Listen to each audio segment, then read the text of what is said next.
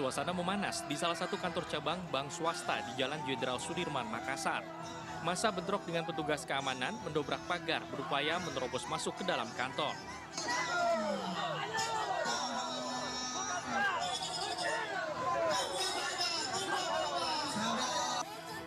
Massa demonstran yang tergabung dalam Aliansi Solidaritas Masyarakat Anti Kejahatan Bank menggeruduk kantor bank menuntut pengembalian uang salah satu nasabah. Kericuan mereda setelah perwakilan bank bersedia menemui para pengunjuk rasa dan berjanji akan menyampaikan aspirasi mereka ke kantor pusat bank di Jakarta. Massa ungkapkan protes dan kecewa lantaran pihak bank tidak mengembalikan uang salah satu nasabah senilai 46 miliar rupiah dari total 679 miliar rupiah yang bersumber dari 4 nasabah Prior Bank. Dari Makassar, Sulawesi Selatan, Andi Dery Sunggu, iNews melaporkan.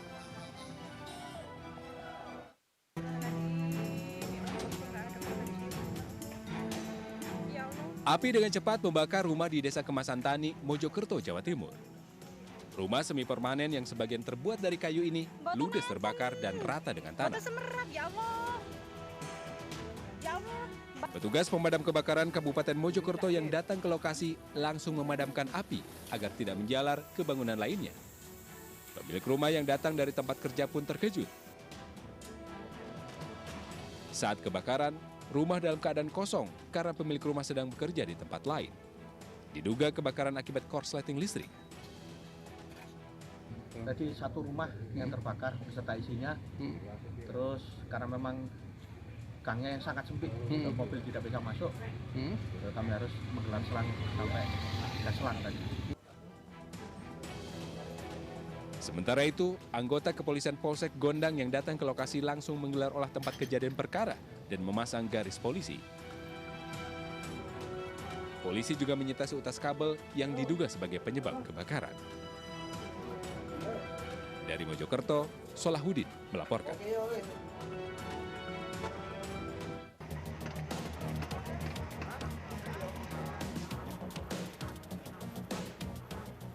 Belas mobil rusak parah akibat dihantam bus di tol Cipularang kilometer 92 Purwakarta, Jawa Barat, Minggu malam. Kecelakaan terjadi di ruas tol dari arah Bandung menuju Jakarta. Di tengah lalu lintas yang padat, bus melaju kencang dan menabrak belasan kendaraan. Diduga bus laju prima yang mengangkut belasan penumpang umum ini mengalami remblong. Untuk jumlah kendaraan sampai saat ini yang terdata 17 kendaraan.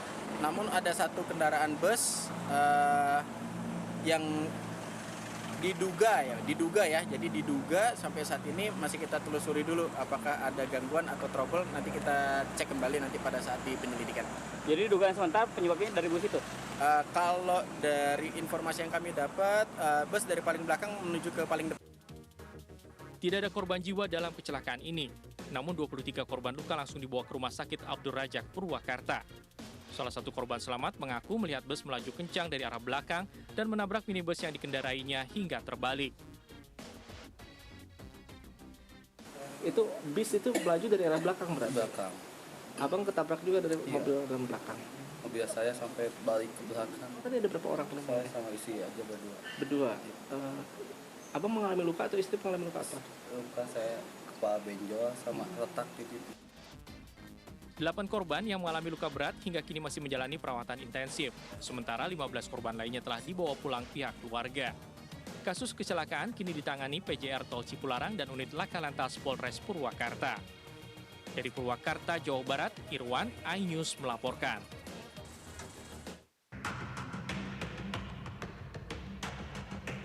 Dedi Kurnia, sopir bus pariwisata maut yang alami kecelakaan di kawasan Raja Polah, Tasikmalaya, Jawa Barat, akhirnya ditetapkan sebagai tersangka. Ia ditetapkan sebagai tersangka karena lalai dalam berkendara hingga menyebabkan terjadinya korban jiwa. Atas kelalaiannya, tersangka dijerat pasal 311 Undang-Undang Nomor 22 Tahun 2009 tentang lalu lintas angkutan jalan raya dengan ancaman hukuman 15 tahun penjara. Jadi kalau pasal 311 tersebut ada unsur kesengajaan di situ karena sudah mengetahui kondisi si sopir sudah mengetahui kondisinya bahwa dia dalam kondisi mengantuk tapi tetap masih memaksakan mengemudikan kendaraan tersebut.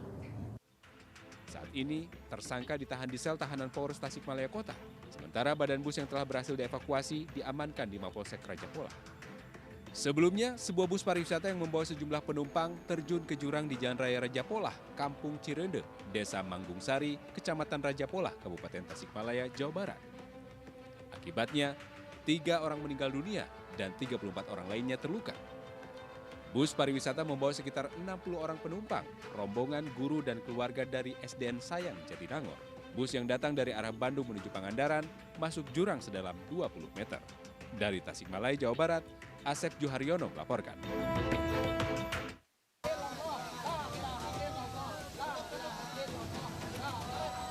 Setelah dinyatakan hilang selama 3 hari, akhirnya jenazah korban kecelakaan bus pariwisata di Tasikmalaya ditemukan. Korban ditemukan di lokasi kejadian bus pariwisata yang masuk ke jurang di Jalan Raya Raja Polah, Desa Kampung Cirende, Desa Manggung Sari, Kecamatan Raja Polah, Kabupaten Tasikmalaya. Jenazah korban ditemukan tertimbun tanah di kedalaman sekitar 1 meter di tebing lokasi kejadian. Penemuan korban berawal dari penemuan ponsel yang diduga milik korban oleh tim SAR. Petugas kemudian melakukan penggalian hingga menemukan kaki korban di dalam tanah. Alhamdulillah untuk korban atas nama Siti Munawaroh alhamdulillah ditemukan dalam kondisi tertimbun tanah.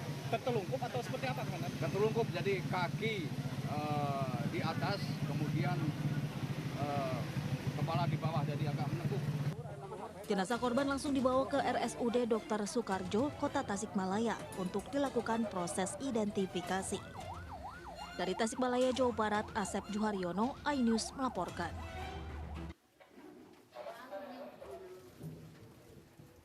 Bocah 12 tahun Diki Perdana tewas dengan penuh luka di sekujur tubuhnya di KM Dharma Kencana 7, Jumat 24 Juni 2022 lalu.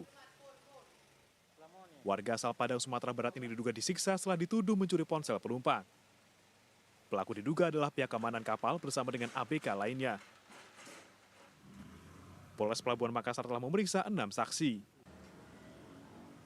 Kalau motifnya untuk sementara korban ini dituduh mencuri, tapi belum terbukti sehingga dilakukan penganiayaan. Mencuri di kapal ya? Itu memang apa yang dia curi, Bang? Dari barang siapa? Kalau menurut keterangan HP. Sementara itu, ibu korban mengaku anaknya disiksa hingga tewas karena dituduh mencuri ponsel kepala lembaga pemasyarakatan yang menjadi penumpang di kapal tersebut. Dia katanya ngambil HP, dituduh mengambil HP, Mas. Tapi kalau ditanya sama saya juga nggak lihat CCTV, nggak lihat orangnya, jadi saya nggak bisa ngasih penjelasan itu kalau anak saya yang ngambil, soalnya saya nggak lihat itunya semua. Terus kenapa bisa mati, Bu? Itu kan disiksa, Mas. Itu kan dia sempat lari ya. Keluarga berharap para pelaku dapat ditindak.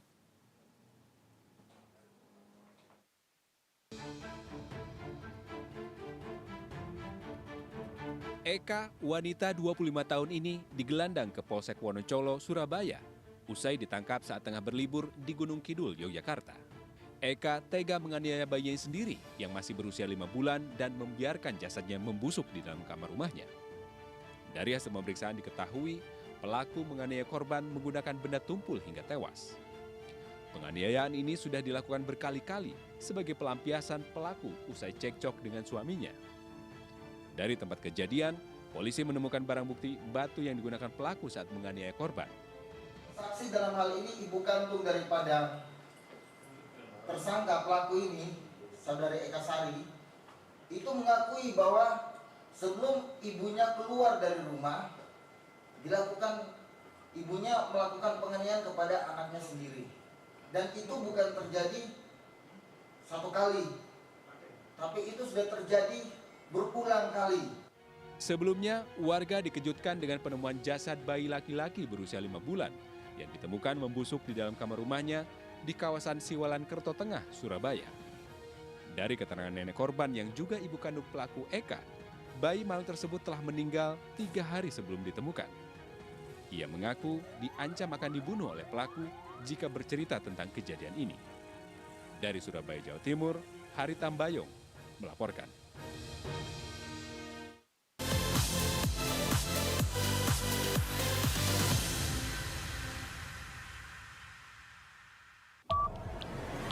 Yang baru di iNews dengan konsep talk show hadir di prime time. Gak cuma promosi, tapi berbagi ilmu dan informasi juga. Kenapa akhirnya beralih karyawan ke usaha sendiri selain? Hah? Hari gini masih cari kerja. Kenapa nggak jadi pengusaha? Kita mendengar kisah-kisah sukses tadi. Mau jadi pengusaha sukses? Nonton deh Kata Sandi. Kata Sandi, hanya di iNews. Selamat malam pemirsa. Bapak sadar nggak menggantikan seorang menteri yang sangat populer? Ahmad Saroni mengatakan waktu saya gembel dulu. Seberapa gembel sih Anda dulu? Di Wuhan, apakah mereka menggunakan vaksin yang sama, Pak? Benih lobster. Yang sebelumnya dilarang untuk ditangkap sekalipun. Jangan jadi pejabat untuk jadi orang kaya. Salam inspirasi. After Hours with Helmi Yahya, setiap Jumat pukul 18.30, live hanya di iNews.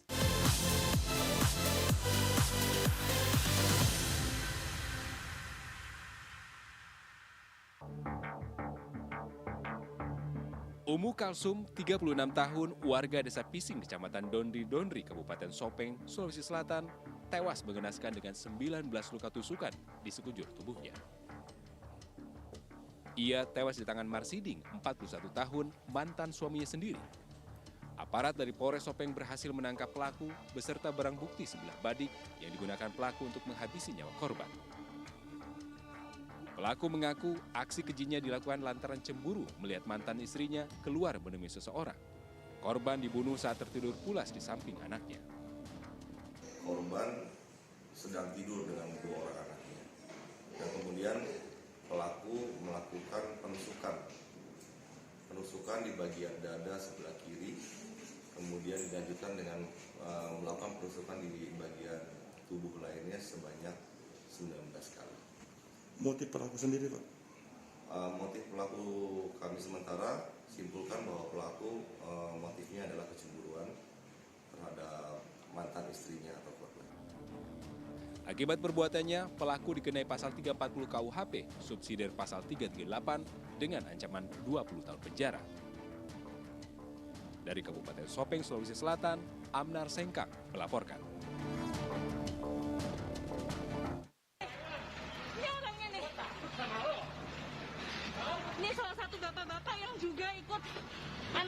Video seorang pria dikejar petugas keamanan dan pengunjung di sebuah mal di kawasan Bintaro, Tangerang Selatan viral di media sosial.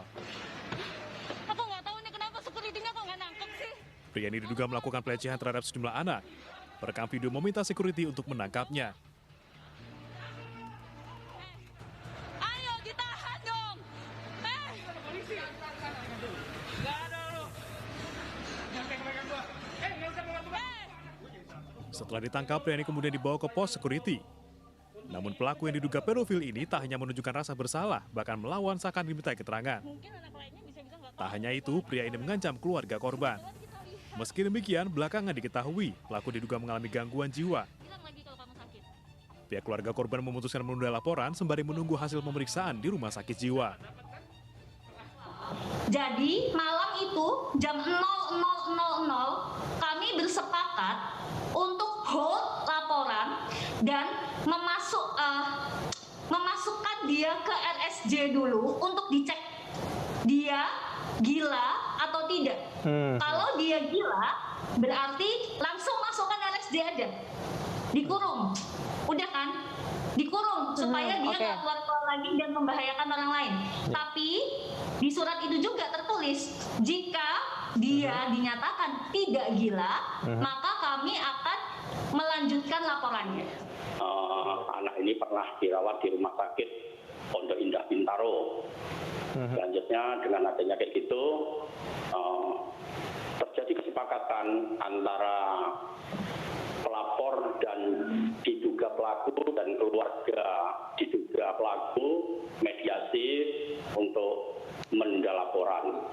Selanjutnya langkah-langkah yang diambil dari pihak penyidik dalam hal ini mewakili Polres Tangerang Selatan mengamankan pelaku untuk dirujuk ke Rumah Sakit Dharma Graha Serpong untuk perawatan. Pelaku disebut mengalami depresi usai di PHK dari perusahaannya. Kini pelaku tengah diperiksa kejiwaannya di Rumah Sakit Jiwa Dharma Graha Serpong, Tangerang Selatan, Banten.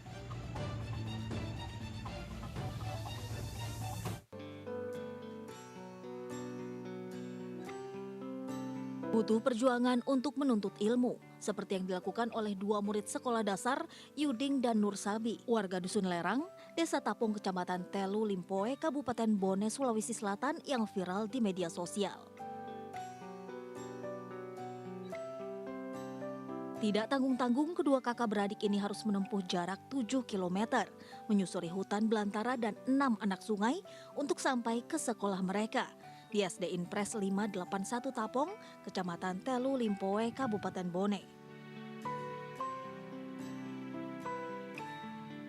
Akibatnya mereka terpaksa harus berangkat lebih awal pada saat orang-orang masih terlelap. Jam 3 dini hari mereka sudah meninggalkan rumah agar tidak terlambat tiba di sekolah. Mereka pun membawa parang dengan alasan keamanan ketika bertemu dengan binatang buas saat melintas di hutan belantara tersebut.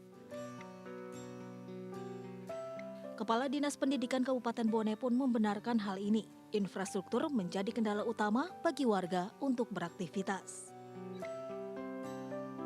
Dan memang Dusun Lerang ini secara topografi medannya cukup berat, ya, dikelilingi dengan bukit-bukit dan pegunungan.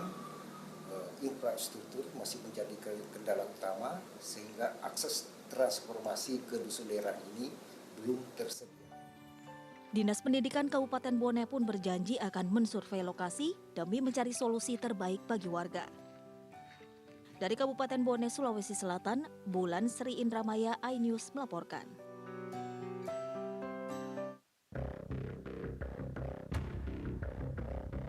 Unggahan penyanyi Andin di akun Twitternya mendadak viral dan mengundang simpati warganet. Ia mengunggah foto seorang ibu yang membawa anaknya yang menderita cerebral palsy sambil memegang poster bertuliskan, "Tolong, anakku butuh ganja medis." Momen tersebut diabadikan Andin saat tengah mengikuti Car Free Day di Setara Bundaran HI, Jakarta. Sang ibu yang diketahui bernama Santi kini tengah berjuang untuk anaknya yang mengidap kelainan otak yang sulit diobati. Perawatan yang sejauh ini dinilai efektif adalah dengan terapi minyak biji ganja atau CBD oil. Ibu Santi juga membawa surat yang akan dikirimkan kepada Mahkamah Konstitusi untuk meminta izin penggunaan ganja medis untuk pengobatan. Menanggapi aksi Ibu Santi, Wakil Ketua DPR Sufmi Dasko Ahmad mengatakan, undang-undang di Indonesia masih belum memungkinkan penggunaan ganja untuk keperluan medis. Namun dia akan mengkoordinasikan isu ini dengan Komisi 9 dan Kementerian Kesehatan. Begini, menurut penelitian di beberapa negara, ganja itu memang bisa dipakai untuk pengobatan atau medis. Nah, namun di Indonesia undang-undangnya kan masih belum memungkinkan. Sehingga nanti kita akan coba buat kajiannya, apakah itu kemudian dimungkinkan untuk ganja itu sebagai salah satu obat medis yang memang bisa dipergunakan. Nanti kita akan coba koordinasikan dengan Komisi Teknis dan juga Kementerian Kesehatan dan lain-lain pihak agar kita juga bisa kemudian menyikapi hal itu. Demikian. Di banyak negara, ganja masih tergolong sebagai barang ilegal. Namun Thailand menjadi negara pertama di Asia Tenggara yang melegalkan ganja pada 9 Juni lalu. Tak hanya untuk keperluan medis, ganja bahkan diizinkan untuk kepentingan kuliner.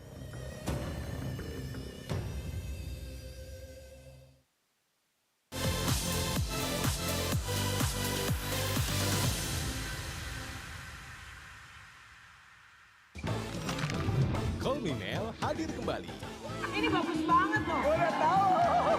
Kita lanjutin perjalanan kita. Lebih seru dan lebih heboh.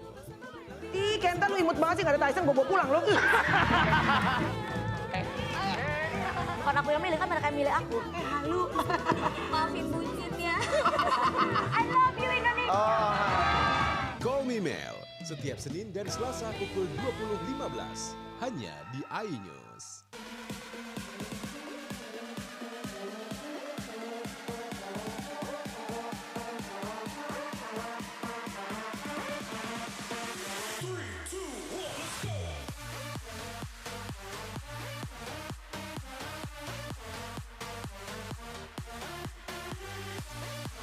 Pukul 1 siang. Dengan warna baru. Pastinya lebih seru. Lebih keren. Dan lebih kepo. Intense Reborn hanya di iNews. Ini dia. Sandiaga Uno. Wow, ini luar biasa nih. Tips usaha berani mengambil resiko keluar dari zona nyaman. buat anak-anak milenial, mereka harus proaktif, harus jemput bola. Kata siapa? Kata Sandi. Kata Sandi, setiap Senin pukul 18.30, live hanya di iNews. Wah. Kayak jawara nggak?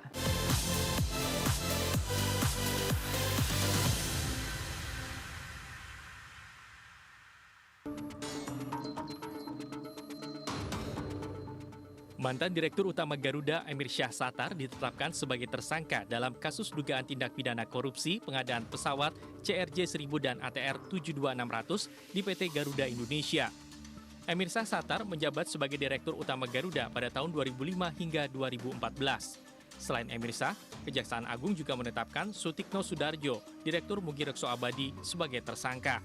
Tersangka ini disangkakan melanggar pasal 2 ayat 1 junto pasal 3 junto pasal 18 Undang-Undang Tindak Pidana Korupsi dan tidak dilakukan penahanan karena masing-masing sedang menjalani pidana atas kasus PT Garuda yang ditangani oleh KPK. Tapi untuk teman-teman tahu, sama sekali tidak ada nebis di Indonesia. Sementara itu, Menteri BUMN Erick Thohir menyebut penetapan kedua tersangka merupakan hasil dari program bersih-bersih BUMN yang digagas pihaknya dengan menggandeng sejumlah lembaga hukum dan auditor negara. Bersih BUMN tadi yang disampaikan Pak Jaksa Agung, ini bukan program seperti istilah kita hanya ingin menangkap. Tetapi yang terpenting, bagaimana program ini kita memperbaiki sistem yang ada di perusahaan-perusahaan BUMN dan Kementerian BUMN. Karena kita tahu, kalau kita bicara korupsi, pasti setiap tahun terjadi. Tetapi kan yang penting bagaimana kita meminimasi kasus-kasus korupsi itu dengan sistem yang diperbaiki. Sehingga bisa berjalan kontinu jangka panjang. Dengan penambahan 2 orang ini, jumlah tersangka dalam kasus pengadaan pesawat Garuda menjadi 5 orang.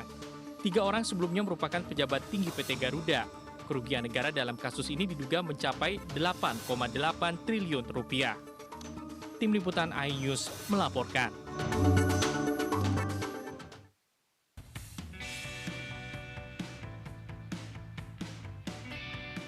Perubahan 22 nama jalan di ibu kota Jakarta membuat 50.000 warga harus membuat kartu tanda penduduk baru. Selain KTP, kartu keluarga dan kartu identitas anak juga harus dibuat baru. Gubernur DKI Jakarta Anies Baswedan menegaskan, perubahan nama 22 jalan di Jakarta tidak akan memberatkan warga DKI Jakarta saat mengurus administrasi. Meski KTP harus berganti baru, tidak demikian dengan surat tanda nomor kendaraan dan surat izin mengemudi. Korlantas Polri menyebut, masyarakat terdampak perubahan 22 nama jalan tidak wajib mengganti STNK dan SIM. Perubahan data di SIM dan STNK nanti akan diganti pada saat perpanjangan. Di dalam kesempatan ini saya ingin sampaikan penegasan ulang terkait dengan adanya perubahan nama-nama jalan di Jakarta, yang perubahan ini memiliki konsekuensi yang kemudian diduga membebani masyarakat. Kami ingin tegaskan bahwa semua perubahan itu insya Allah tidak membebani baik biaya maupun yang lain. Tidak mewajibkan juga kepada rekan-rekan yang nanti tempat tinggalnya berganti, terus ganti STNK, bayar lagi. Tidak. Ya, kami punya data untuk pengesahan yang setiap tahun. Ya, di setiap tahun itulah nanti kita lihat ketika Gubernur DKI sudah mengganti namanya dan kebetulan yang memperpanjang pengesahan ini sudah ganti nama, baru dicatatkan. Tapi lembarannya sendiri itu tidak wajib diganti. Sebelumnya Gubernur DKI Jakarta Anies Baswedan meresmikan perumahan nama jalan di Jakarta yang diambil dari nama toko Betawi. Nama toko Betawi digunakan sebagai rasa terima kasih karena peran dan kontribusi mereka yang sangat besar kepada Jakarta. Beberapa di antaranya adalah Jalan Raya Pondok Gede Jakarta Timur diubah menjadi Jalan Haji Bokir bin Jiun. Selain itu, Jalan Bambu Apus Pertigaan Kempol Jakarta Timur juga diubah menjadi Jalan Ponori. Dari Jakarta, Tim Liputan iNews melaporkan.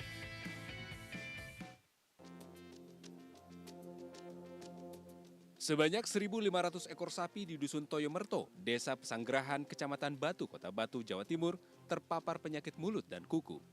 160 ekor diantaranya mati dan ratusan ekor lainnya terpaksa dijual murah. Menghindari kerugian besar akibat ternak mati, maka para peternak terpaksa menjual sapinya dengan harga murah antara 3 juta sampai termurah 1,5 juta rupiah. Sementara itu, dari total 5.000 ekor lebih sapi milik peternak di Kota Batu, 4.000 lebih terpapar PMK dan 400 ekor diantaranya mati. Kurang lebih 160-an Pak di sini. Satu dusun. Dusun? Iya. Dari populasi berapa sapi Pak? Sapi dari 1.500 Pak kurang lebih di sini. Terus yang positif? Yang positif semuanya Pak ini. Semua? Iya, semuanya. Kepunyaan saya yang mati ada, induknya ada 4 Pak. Ada 4. Yang satu darurat kita jual ada 2. Jual murah Pak ya? Iya, jual murah. Ada yang laku 2.000, ada yang 3.000. Sementara itu di Jakarta, petugas Suku Dinas Ketahanan Pangan, Kelautan dan Peternakan atau KPKP menemukan 12 ekor sapi terindikasi penyakit mulut dan kuku. Ke-12 sapi tersebut ditemukan petugas di tempat penjualan hewan kurban, Gedong Pasar Rebo, Jakarta Timur, Senin siang. Sapi yang terpapar tersebut langsung dikarantina ke lokasi yang jauh dari kandang utama, guna mencegah penularan ke hewan lainnya. Selama karantina, petugas KPKP telah melakukan penanganan medis dan terus memantau kondisi sapi hingga sembuh. Dari Kota Batu dan Jakarta, Denny Irwansyah dan Rio Manik melaporkan.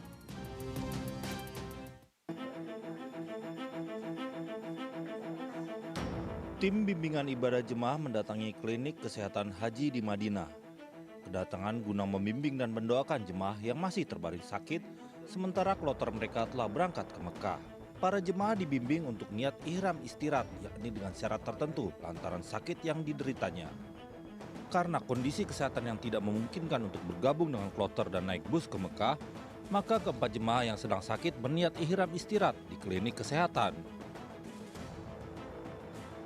Istirahat itu untuk kasus-kasus orang yang sakit, atau mungkin bisa tidak sakit juga bisa kalau nanti terhalang pandemi mendadak sehingga tidak bisa meneruskan juga bisa.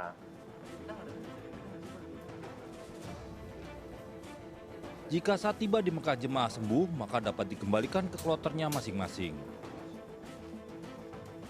KHI Mekah. Nanti bila memang tidak perlu perawatan, biasanya oleh KKHI Mekah akan dikembalikan ke kloternya. Dan untuk yang misalnya masih memerlukan perawatan atau evaluasi atau observasi, biasanya mungkin akan diobservasi dulu di KKI. Misalnya sudah stabil, akan dikembalikan ke kloternya. Usai niat ihram istirahat di klinik kesehatan, maka jemaah yang sakit dapat langsung melintas meninggalkan Madinah dengan melewati Masjid Bir Ali atau singgah sejenak. Jemaah akan didampingi perawat dan dokter yang bersiaga di ambulans selama 5 jam perjalanan dari Madinah menuju Mekah. Dari Madinah, Arab Saudi, Ahmad Suraji, iNews melaporkan.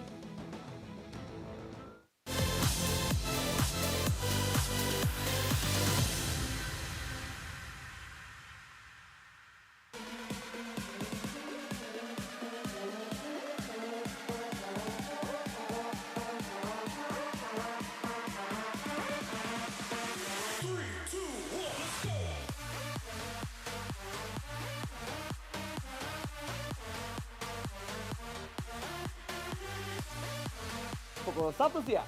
Dengan warna baru. Pastinya lebih seru. Lebih keren. Dan lebih kepo. Intense Reborns hanya di iNews.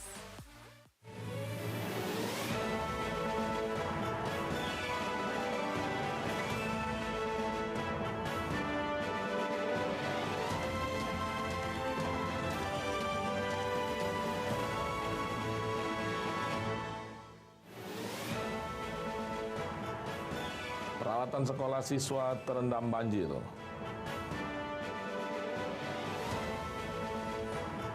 GMC Fun First kenalkan Ganjar ke anak muda. Berburu lezatnya pempek udang sungsang.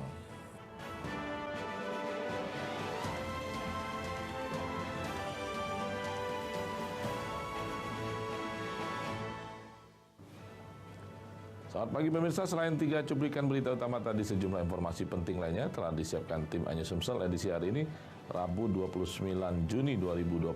Saya Romi Afiansyah. Inilah Ainews Sumsel selengkapnya untuk Anda.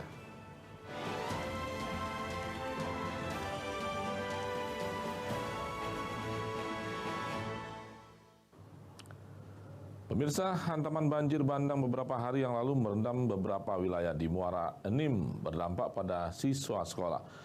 Buku serta peralatan sekolah mereka ikut terendam air hingga tidak dapat digunakan untuk sekolah.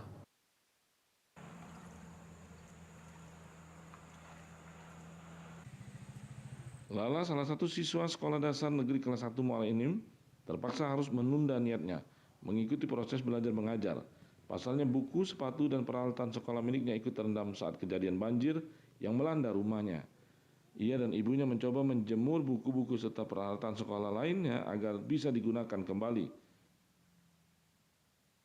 Bukunya basah? Tidak bisa sekolah? Sepatunya juga basah? Jadi paksa libur dulu adek, nunggu. Bukunya banyak yang rusak adek? Sementara itu orang tua Lala, Sri Mardina, juga merasakan dampak yang mendalam. Selain peralatan rumah tangga dan peralatan elektronik yang tidak bisa diselamatkan lagi, pakaian yang ada pun ikut terendam termasuk seragam, buku serta peralatan sekolah milik anaknya. Baju budak sekolah, bukan? Buku-buku yuk. Iya.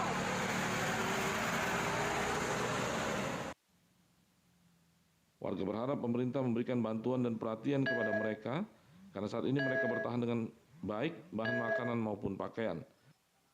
Dari Muara Enim, Edwin Satria, Ainews melaporkan. Kita beralih ke informasi lainnya. Pemerintah Kota Prabu Muli menegaskan akan merotasi kepala sekolah dasar dan sekolah menengah pertama yang tidak mencapai target siswa didiknya bisa baca tulis Al-Quran.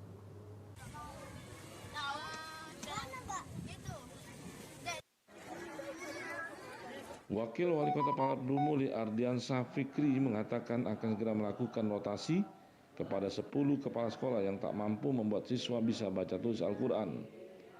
Kebijakan ini dilakukan sesuai dengan fakta integritas disepakati kepala sekolah baik SD maupun SMP yang diberikan tanggung jawab agar siswanya mampu membaca tulis Al-Quran. Kemarin sudah diperintahkan Pak Gusel untuk mengevaluasi lagi. Jadi kita buat fakta integritas dengan kepala sekolah, beberapa kepala sekolah itu apabila di pertengahan setelah mereka naik kegiatan tidak ada perkembangan, maka kita akan merotasi kepala sekolah tersebut. Akan diganti Pak sekolah? Ya, itu konsekuensi yang sudah mereka tandatangani kan. Sementara itu dari data Dinas Pendidikan Kota Prabu Muli saat ini ada sekitar 80% yang masih belum mampu baca tulis Al-Quran. Untuk itu Wakil Wali Kota Prabu Muli meminta Kepala Dinas Pendidikan untuk segera melakukan evaluasi hingga pertengahan tahun. Baca tulis Al-Quran bagi siswa sekolah dasar merupakan program pemerintah Kota Prabu Muli dan menjadi syarat utama bagi pelajar yang ingin melanjutkan ke jenjang pendidikan selanjutnya. Dari Prabu Muli, Berry Prima, Ainews melaporkan.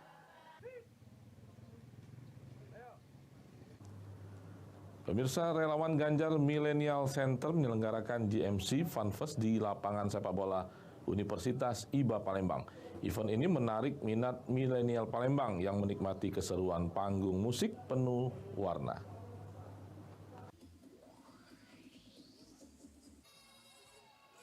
Memasuki pertengahan tahun 2022, relawan pendukung Ganjar Pranowo for Presiden 2024 terus bergerak. Menarik perhatian dan mengenalkan figur Ganjar di kalangan anak muda, relawan Ganjar Millennial Center Sumatera Selatan menyelenggarakan event GMC Fun Fest di lapangan sepak bola Universitas IBA Palembang. Magnet Ganjar sebagai tokoh publik yang familiar dengan media sosial menarik minat ribuan kalangan milenial Kota Palembang mengikuti event panggung musik penuh warna yang diselenggarakan relawan Ganjar Millennial Center Sumatera Selatan tersebut. Relawan menikmati keseruan bernyanyi bersama dan berkumpul. Mereka menyatukan tekad untuk terus menggelorakan Ganjar Pranowo dipilih sebagai calon pemimpin masa depan pilihan anak muda. Ganjar dinilai memiliki segudang prestasi dan mampu membangun ekonomi kerakyatan. Saat menjabat Gubernur Jawa Tengah, Indonesia masa depan memerlukan nakoda yang dapat merangkul semua kalangan agar tetap dapat merawat Bhinneka Tunggal Ika di tengah keberagaman suku bangsa. Pak Ganjar Ganjar itu pemimpin yang luar biasa, berwibawa, serta bermasyarakat. Jadi semoga Pak Ganjar bisa terpilih menjadi presiden tahun 2024 nanti untuk memimpin Indonesia. Semoga kedepannya Pak Ganjar terpilih menjadi presiden Indonesia dan juga menjadi pemimpin yang baik dan sebagai pedoman bagi masyarakatnya. Keseruan GMC Fun Fest semakin meriah dan kental nuansa milenial dengan hadirnya musisi-musisi lokal yang membawakan musik-musik yang familiar di tengah kalangan anak muda masa kini. Dari Palembang, Muhammad Riza Palepi, iNews melaporkan. Pemirsa, tetaplah bersama kami akan segera kembali dengan informasi aturan penggunaan ambulan di Rumah Sakit Umum Daerah.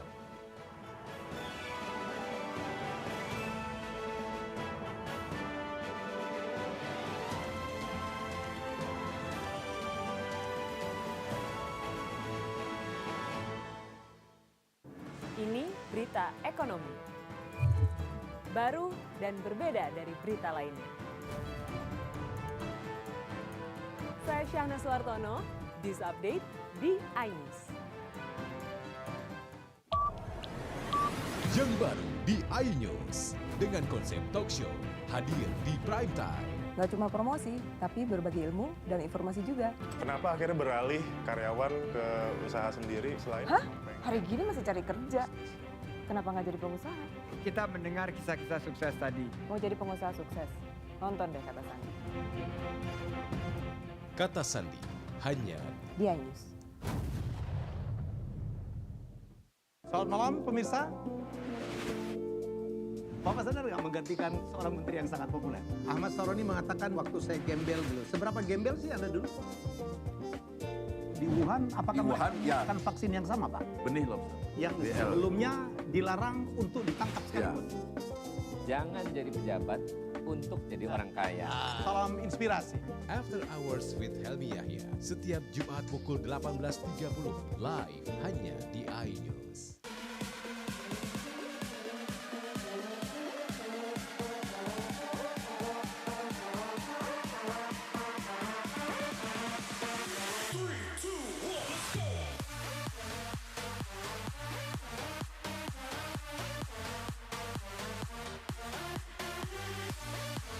Pukul 1 siang. Dengan warna baru. Pastinya lebih seru. Lebih keren. Dan lebih kepo.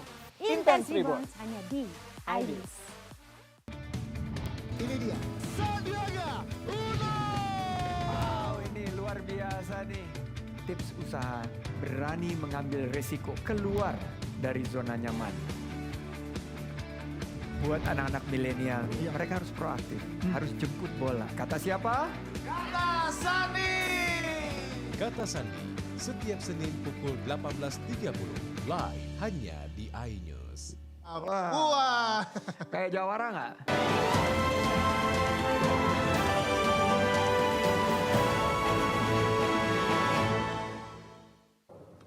Pemirsa, selama ini masih banyak masyarakat yang awam akan aturan penggunaan ambulan di rumah sakit umum daerah. Bahkan warga menuding rumah sakit umum daerah melarang memakai ambulan.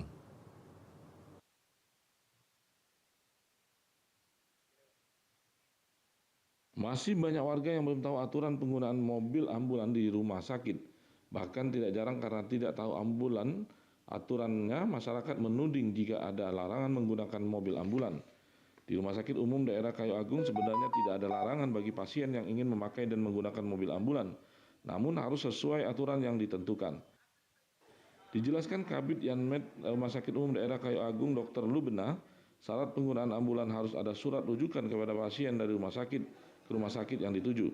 Kemudian ada sopir dan juga perawat maupun petugas yang mendampingi. Jika pasien pulang dengan paksa atau atas kemauan sendiri tanpa rujukan, maka pemakaian ambulan tidak diperbolehkan. Masyarakat hendaknya paham aturan terlebih dahulu agar tidak terjadi kesalahpahaman. Jelaskan bahwa ada surat rujukan dari rumah sakit kita ke rumah sakit yang akan kita tuju, kemudian ada sopirnya dan ada perawat atau petugas yang mendampingi pasien yang akan kita rujuk. Sebenarnya tidak ada larangan selagi pasien itu adalah pasien yang ada di rumah sakit kita yang akan kita lakukan rujukan ke rumah sakit yang kita tuju. This is Edgar Shane, and we'll be talking about Rumah Sakit remote Umum Daerah production Tulung Agung over the selalu berupaya internet memberikan today. pelayanan prima kepada masyarakat tanpa pengecualian demi memberikan kepuasan warga yang berobat. Dari Ogan Komering Ilir, Fitriadi iNews melaporkan.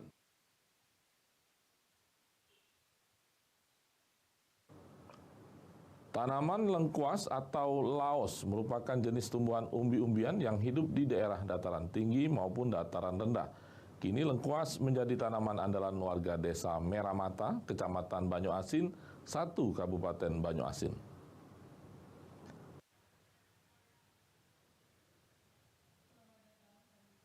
Otoritas Jasa Keuangan OJK terus memperkuat kerja pengawasan industri jasa keuangan dan perlindungan konsumen serta peningkatan inklusi dan literasi keuangan yang diharapkan bisa mendorong pertumbuhan perekonomian di daerah.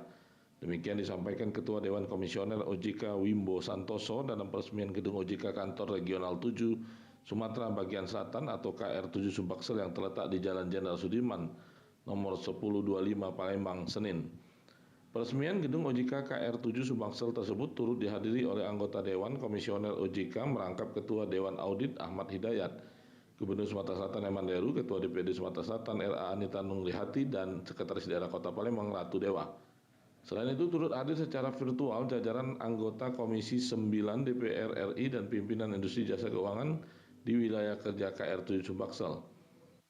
Wimbo menyampaikan dengan adanya gedung kantor OJK yang baru diharapkan dapat menjadi tempat dialog dan berkumpul diskusi berbagai hal, utamanya terkait sektor jasa keuangan, serta diharapkan jajaran OJK di KR7 Sumbaksel dapat meningkatkan target atas pelaksanaan tugas dan fungsinya seperti perlindungan konsumen, literasi keuangan, dan ikut serta mengentaskan kemiskinan bersama dengan pemangku kepentingan lainnya. Kita harapkan gedung ini nanti menjadi tempat kita berdialog, tempat kita berkumpul. Ya, karena gedung ini dibiayai oleh sektor jasa keuangan dari pungutan.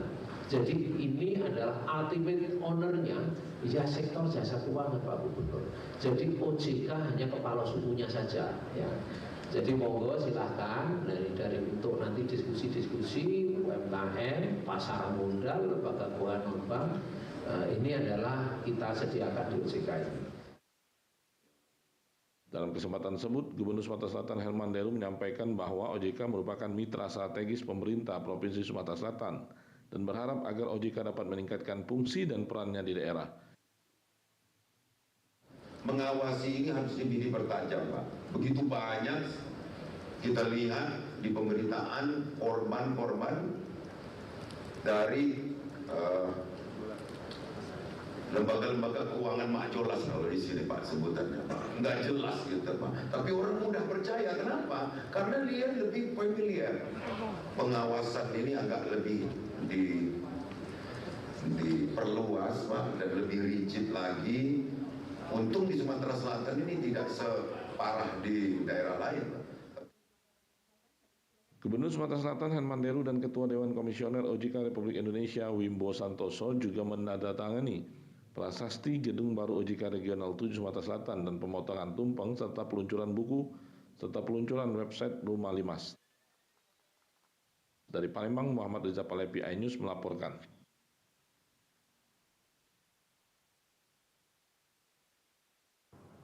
Manajemen Sriwijaya FC akhirnya menunjuk Listiadi sebagai pelatih Laskar Wongkito musim ini.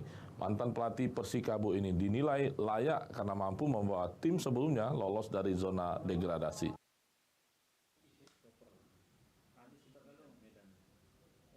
Manajemen Sriwijaya FC resmi menunjuk mantan pelatih Persikabo Listiadi sebagai pelatih Laskar Wongkito musim ini.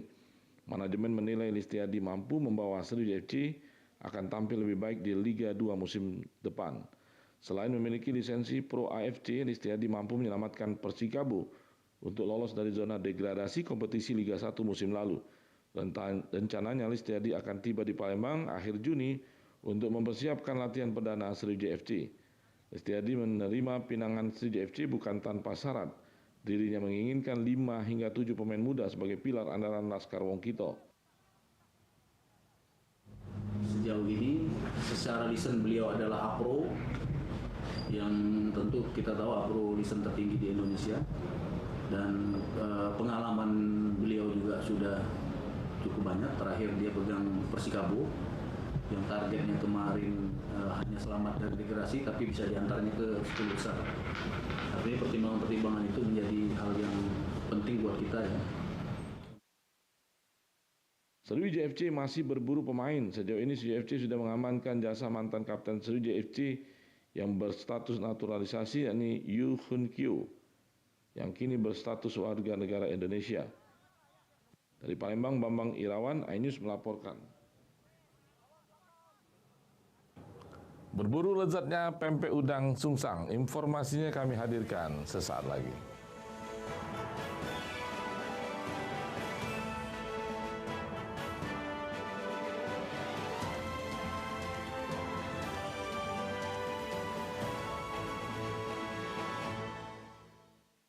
Ini berita ekonomi. Baru dan berbeda dari berita lainnya.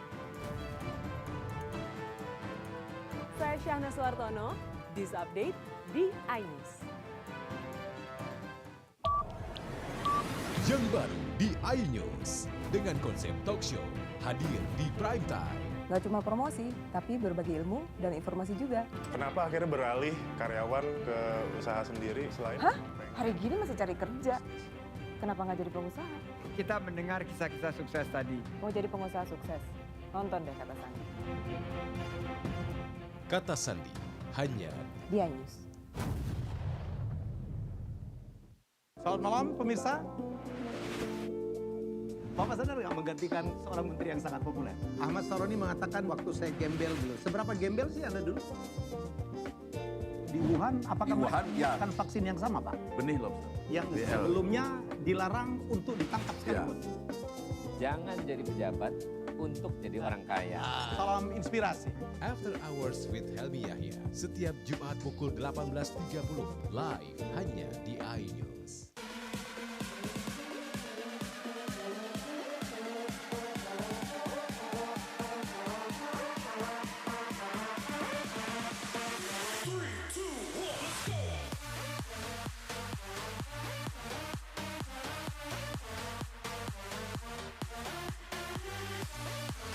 Pukul 1 siang.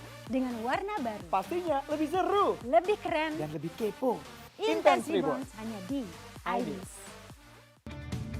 Ini dia. Sandiaga Uno! Wow, ini luar biasa nih. Tips usaha berani mengambil resiko keluar dari zona nyaman. Buat anak-anak milenial nih, mereka harus proaktif, harus jemput bola. Kata siapa? Kata Sandi! Kata Sandi, setiap Senin pukul 18.30 live hanya di iNews. Wah. Kayak Jawara nggak?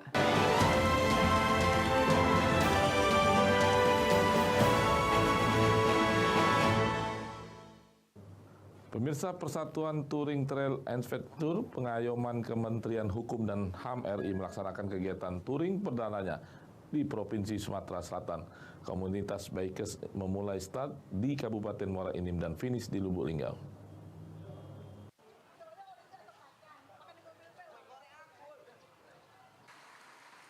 Touring dipimpin oleh Sekretaris Direktorat Jenderal Pemasyarakatan Kementerian Hukum dan HAM RI, diikuti oleh para kepala dan pegawai UPT Pemasyarakatan, bertujuan sebagai sarana mempererat tali silaturahmi antar pegawai, juga sebagai wadah dalam menyalurkan hobi otomotif khususnya sepeda motor.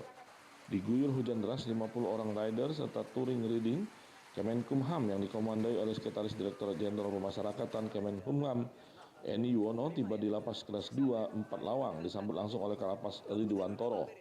Sebelum tiba di Kabupaten 4 Lawang, peserta touring riding yang menjelajahi 3 kabupaten dan 2 kota yang meliputi Kabupaten Muara Enim, Lahat, 4 Lawang, Kota Pagar Alam serta Lubuk Linggau melaksanakan kegiatan bakti sosial memberikan bantuan ke salah satu masjid di Kota Pagar Alam. Nah, ini pertama, jadi saya sangat apresiasi pada pengurus daerah PTAP, ya Sumsel, sangat responsif. Hari Kamis kita dikukuhkan Bapak Menteri, hari Sabtu kita action, dan hari Sabtu juga kita melaksanakan bakti sosial. Rangkaian itu juga rangkaian kegiatan hari bakti atau hari ulang tahun UMHAM yang akan HDKD itu nanti tanggal 19 Agustus kita ada ulang tahun ke-77 Kementerian Hukum dan HAM. Setelah beristirahat sejenak, para bikers yang tergabung dalam Persatuan Touring Trail Adventure Kemenkumham kemudian melanjutkan perjalanannya ke kota Lubuk Linggau. Dari Empat Lawang, Amri Wijaya iNews melaporkan.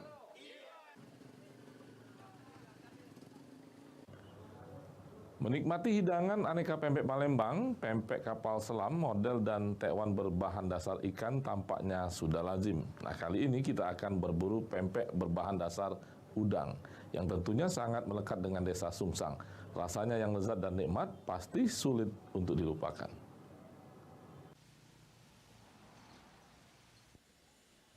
Di Sungsang, semua kuliner khas Palembang dibuat dari udang. Soal rasa pasti berbeda dengan pempek pada umumnya. Warnanya pun bukan putih kecoklatan, melainkan merah muda. Dan rasa serta aroma udang yang benar-benar terasa di lidah. Proses pembuatan pempek udang sama seperti pempek ikan. Setelah udang dikupas dan diambil bagian dagingnya, selanjutnya dimasukkan ke dalam adonan tepung kanji, serta beberapa bumbu tambahan lainnya. Pempek dibentuk sesuai keinginan, adonan direbus hingga pempek tampak mengambang, kemudian digoreng siap untuk dinikmati. Bagi penggemarnya untuk merasakan kelezatan asli udang tentu harus ke Sungsang. Namun bila tidak mau lebih jauh, kuliner ini juga ada di Desa Gasing. Harganya pun sangat terjangkau, tidak membuat khawatir kantong terkuras. Yang di Desa Gasing malah asli, enak, murah. Yang besar itu harganya 10.000, yang lenjer 10.000 juga, yang kapal selam 10.000. Dengan harga Rp10.000, pempek kapal selam akan memanjakan lidah penggemarnya. Dari Banyuasin, Ahmad Saipul, iNews melaporkan. Informasi tadi sekaligus mengakhiri kebersamaan kita pagi hari ini. Terima kasih atas perhatian dan kebersamaan Anda. Sampai jumpa.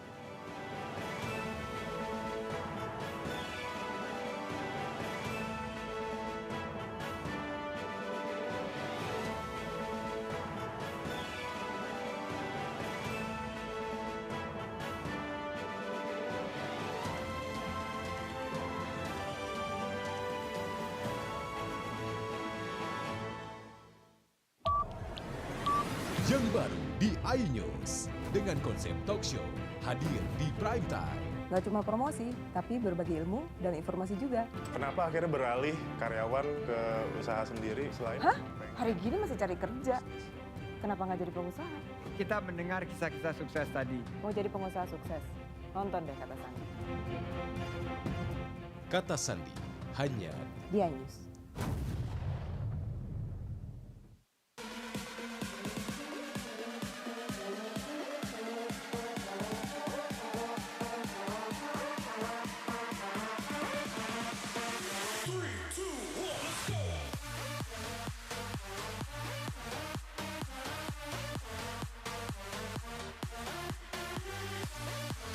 Pukul 1 siang.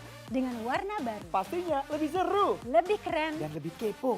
Intense Rebounds hanya di iNews.